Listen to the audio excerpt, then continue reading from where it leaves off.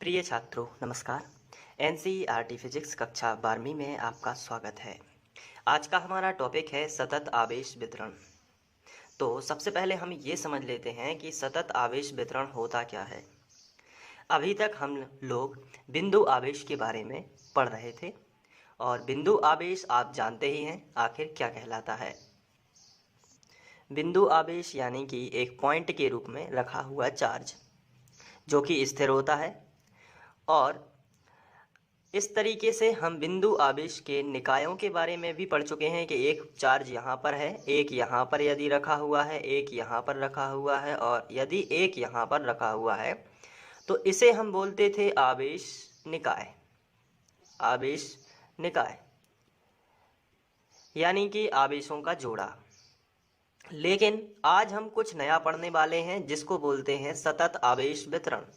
तो इसके एक एक मीनिंग को समझ लेते हैं। सतत का मतलब होता है लगातार, आवेश का मतलब आवेश ही रहेगा और वितरण का मतलब होता है बंटना। वितरण का मतलब बंटना। अब यदि हम बात करें यहाँ पर तो पहले हम बिंदु आवेश के बारे में पढ़ रहे थे, लेकिन यदि चार्ज लगातार किसी पदार्थ पर, किसी चालक पर आता है तो वो कंटिन्यूसली आता है, लगातार आता है, वो उसके बारे में हम लोग आज पढ़ने वाले हैं। तो ये चार्ज आखिर आता कहाँ से है इसके बारे में सबसे पहले देख लेते हैं। तो यदि हम यहाँ पर हमारे पास बहुत सारे चार्जेस हैं जो कि हमने स्टोर करके रखे हुए हैं। अब किसी तार के माध्यम से इन्हें हम किसी दूसरे पदार्थ में ले जाना चाहते हैं। अब वो पदार्थ यहाँ पर हम तीन प्रकार से मांग लेंगे। सबसे पहले रेखीय रूप में हो यानी कि एक सरल रेखा रूप में जैसे कोई तार। दूसरा पृष्ठ के रूप में यानी कि कोई पृष्ठ अकेला हो, जो एक्स वाई समतल भी हम बोल सकते हैं यानी कि एक तल हो केवल।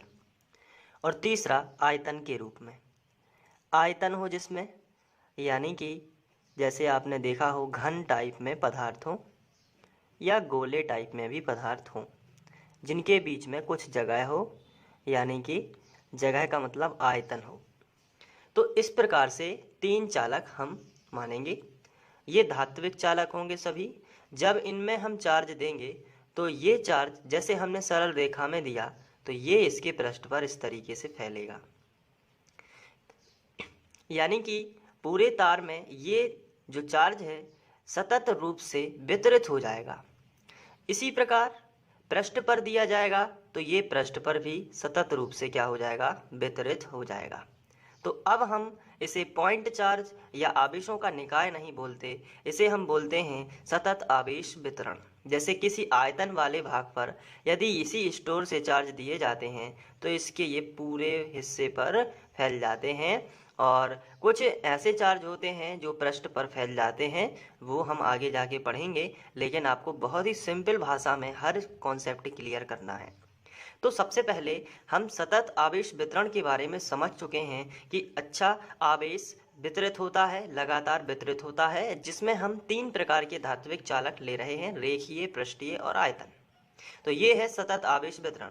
लेकिन इस टॉपिक के अंतर्गत हमें कुछ महत्वपूर्ण बातें ध्यान रखनी हैं जो हमें आगे आने वाले जितने भी डेरिवेशन होंगे वहाँ पे ये काम में आने वाली है। इसलिए हम ये क्वेश्चन एग्जाम में बहुत ही कम आता है या ना के बराबर है कि सतत आवेश वितरण क्या होता है। लेकिन इसमें जो डीपली कुछ क्वेश्चन हैं जो कि डेरिवेशन में काम आते हैं, इसलिए ये टॉपिक मैंने यहाँ पर लिया है। अब चूंकि हम यहाँ पर अच्छे से समझ रहे हैं इसलिए थोड़ा इसको भी ध्यान से देख लेते हैं। रेखीय क्या, रेखीय आवेश में वितरण होता है तो ये हमें पढ़ने की ज़रूरत ही क्यों है।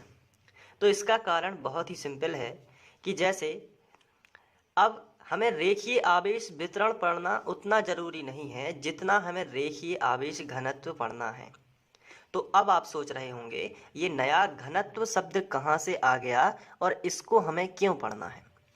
तो मैं आपको यहाँ पे थोड़ा क्लियर कर देता हूँ कि सतत आवेश वितरण के अंतर्गत हमें तीन टॉपिक पढ़ना है, रेखीय आवेश घनत्व, पृष्ठीय आवेश घनत्व और आयतन आवेश घनत्व। मेन रीजन यही है आपको कि रेखीय, आपको पता होना चाहिए रेखीय आवेश घनत्व क्या है, पृष्ठीय आवेश घनत्व क्या है और आयतन आवेश घनत्व क्या है। तो अब हम रेखीय आवेश के बारे में तो पढ़ चुके हैं।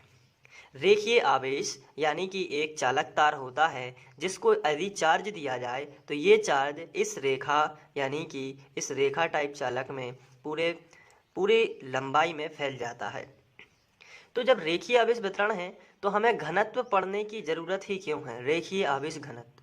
तो होता क्या है, हमें इस चालक तार की यदि लंबाई पता नहीं होती है, या फिर हम दूसरे शब्दों में कहें कि अगर एक शहर में एक खंबा लगा हुआ है और दूसरे शहर में एक खंबा लगा हुआ है, तो जब इसमें तार लगा रहता है तो हम तार की लंबाई काउंट करने नहीं जा पाते हैं, या फिर हम उसमें समय लगता है, या फिर पॉसिबिलिटी कम होती है।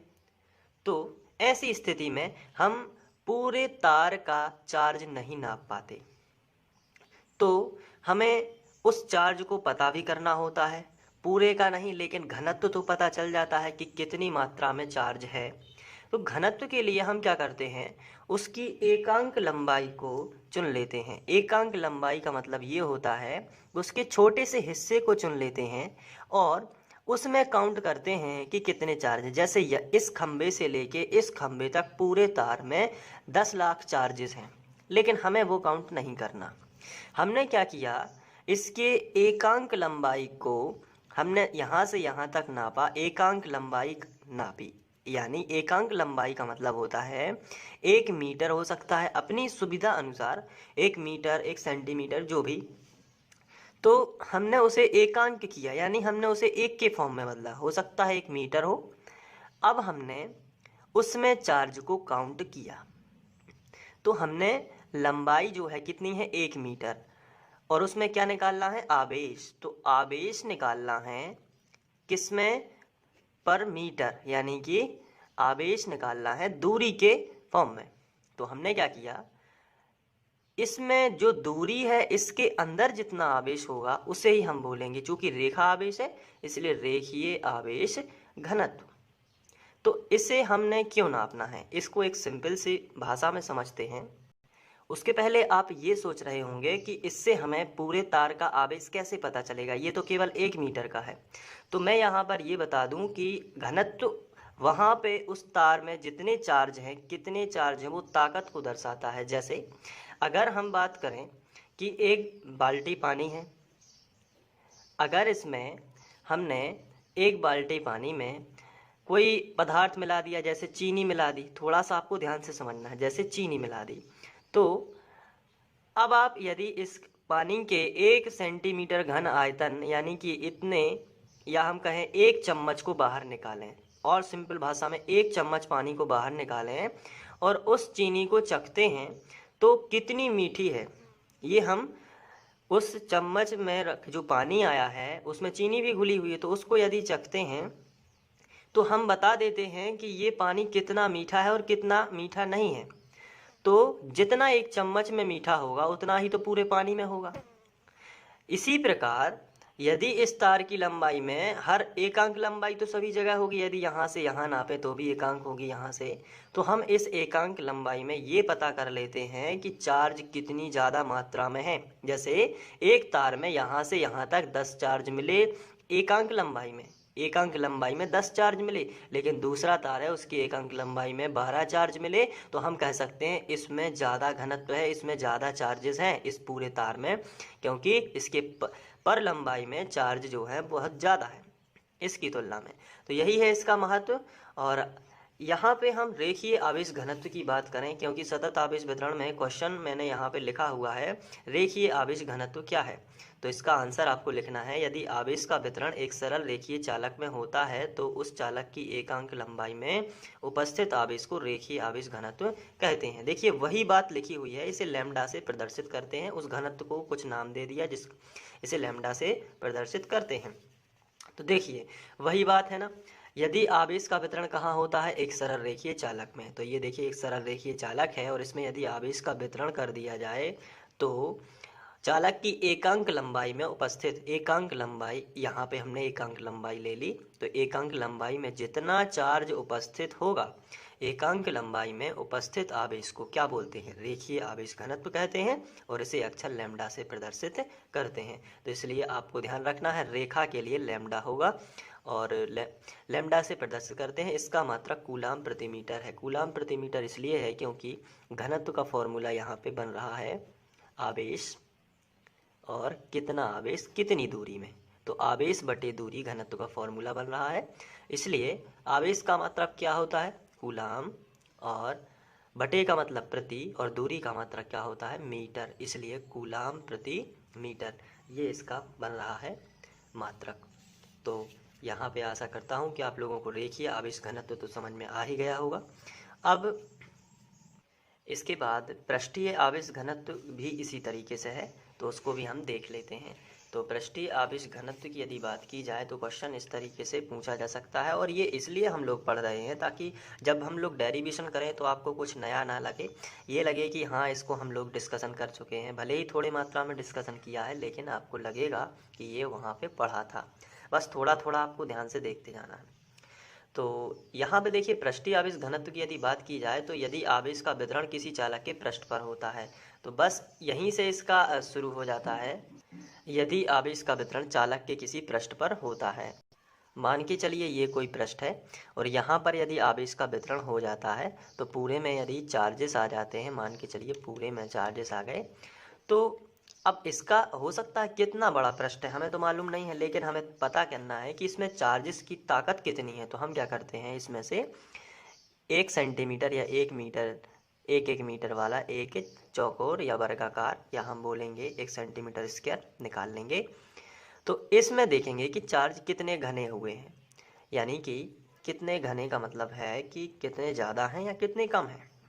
तो हम इससे पता कर लेंगे कि कितना घनत्व है, जिसे हम सिग्मा से प्रदर्शित करते हैं। तो बस ये भी आपको स्क्रीनशॉट ले लेना है। यदि आवेश का वितरण किसी चालक के पृष्ठ पर होता है तो उस चालक के एकांक क्षेत्रफल में, एकांक क्षेत्रफल आप समझ गए होंगे, क्षेत्रफल यानी कि 1 सेंटीमीटर स्क्वायर हो सकता है, और एकांक क्षेत्रफल में जितना चार्ज होगा उपस्थित आवेश पृष्ठीय आवेश घनत्व कहलाता है, और इसे भी याद रखना है सिग्मा से। अब यही चीज़ें आपको काम में आने वाली हैं। रेखीय आवेश वितरण में रेखीय आवेश घनत्व को लैम्डा से प्रदर्शित करते हैं, जबकि पृष्ठीय आवेश घनत्व को सिग्मा से प्रदर्शित करते हैं।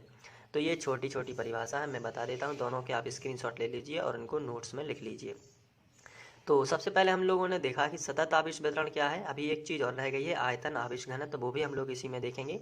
लेकिन उसके पहले मैं बता देता हूँ कि सतत आवेश वितरण जो है, इसमें इसका ज़्यादा कोई रोल नहीं है, लेकिन उसके अंतर्गत ही आने वाली 3 चीज़ें जो है बहुत ही इंपॉर्टेंट हो जाती हैं, जैसे रेखीय आवेश घनत्व।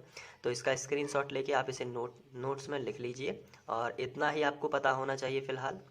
इसके बाद ये है पृष्ठीय आवेश घनत्व, इसका भी आप स्क्रीनशॉट ले लीजिए। फिर एक और चीज़ पढ़ने वाले हैं, आयतन आवेश घनत्व, उसका भी आप स्क्रीनशॉट ले लीजिएगा।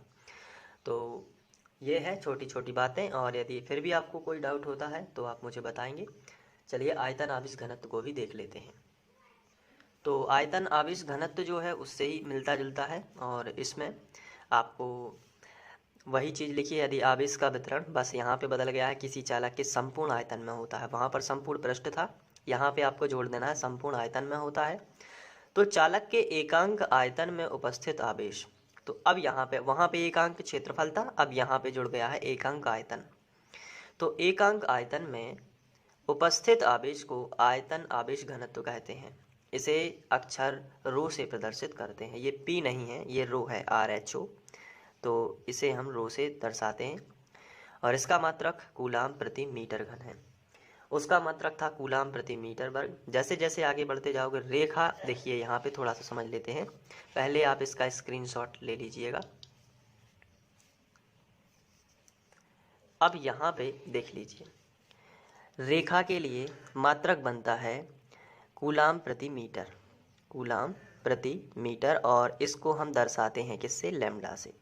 पृष्ठ के लिए बनता है कूलाम प्रति मीटर वर्ग, कूलाम प्रति मीटर वर्ग, इसे दर्शाते हैं सिग्मा से। और कोई आयतन होता है तो उसके लिए बन जाता है कूलाम प्रति मीटर घन, कूलाम प्रति मीटर घन, और इसे हम दर्शाते हैं रो से।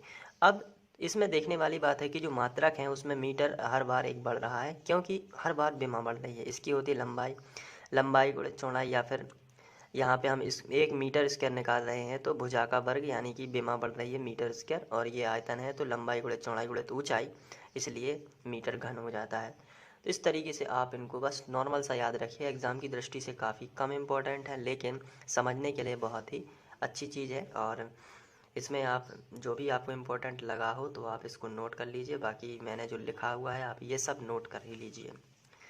Thank you. आगे बढ़ते हैं नेक्स्ट टॉपिक की ओर।